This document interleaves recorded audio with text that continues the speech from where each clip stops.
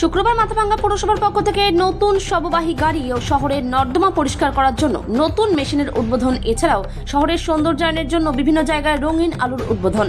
পৌরসভার পক্ষ থেকে বলা হয়েছে, বিভিন্ন নর্দমাগুলি লোক দিয়ে পরিষ্কার করা সম্ভব হয় না, তাই এই মেশিনের সাহায্যে নর্দমার বিভিন্ন ময়লা আবর্জনা সহজেই পরিষ্কার করা যায় এবং ইতিমধ্যে 12 নম্বর এবং 1 নম্বর ওয়ার্ডে এই নর্দমা পরিষ্কার করার কাজ শুরু হয়েছে ওই মেশিন দিয়ে।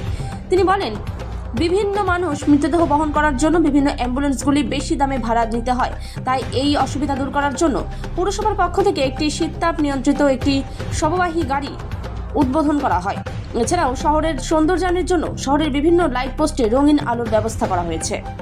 মাথাভাঙ্গা থেকে উৎপল অধিকারী রিপোর্ট, বিগ নিউজ বাংলা।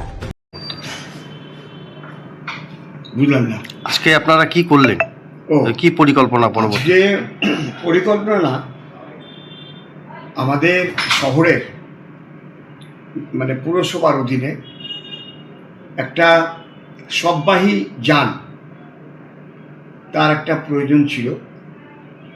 একটা শববাহী যান আছে, সেটা ঠিক শববাহী যান নয়, সেটা বহু বছর আগে বামফ্রন্টের আমলে এমনি গাড়ি কেটে এটাকে শববাহী যান তৈরি করা হয়েছিল। তা আমাদের দীর্ঘদিনের একটা আধুনিক এসি বসানো শববাহী যানের প্রয়োজন ছিল, কেননা যে কোনো গাড়ি শবদেহ বহন করে না।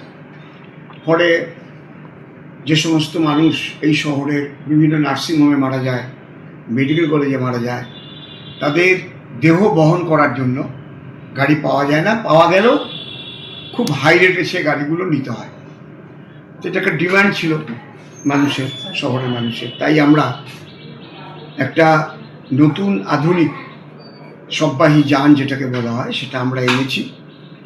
এসি বসানো, 17.5 লক্ষ টাকা প্রায় এর দাম পড়েছে। আমরা আমাদের টাইট ফান্ড থেকে এটা কিনেছি। আশা করব আমাদের শববাহী শকটের প্রয়োজনীয়তা মিটবে। এছাড়াও আমাদের শহরের হাইড্রেনগুলো বিশেষ করে মানুষ দিয়ে পরিষ্কার আমরা করতে পারি না, লেবার পাওয়া যায় না, নিচে নামতে চায় না কেউ। তাই আমরা একটা ড্রেন ক্লিনিং মেশিন এনেছি, যেটা প্রায় 24 লক্ষ টাকা দাম পড়েছে।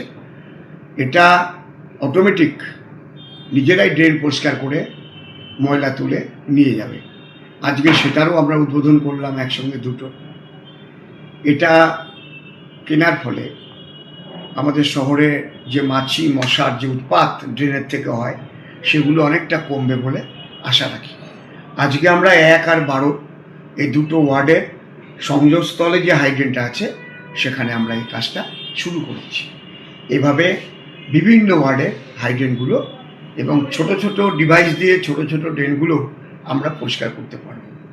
তাছাড়া আরেকটা উদ্বোধন আমরা করলাম, সেটা হচ্ছে শহরটাকে আলোকোজ্জ্বল করে তোলার জন্য আমরা যে আমাদের কলেজ মোড় থেকে পোস্ট অফিস মোড় পর্যন্ত আর পচাগড় মোড় থেকে হাই স্কুল পর্যন্ত যে রাস্তা আছে, তার দুপাশে আমরা আমাদের লাইট পোস্ট লাগিয়েছি এবং তাতে এলইডি ল্যাম্প দিয়ে একটা সৌন্দর্যায়নের একটা পরিকল্পনা যেটা ছিল আমাদের মাথায়, সেটারও আজকে শুভ উদ্বোধন হলো।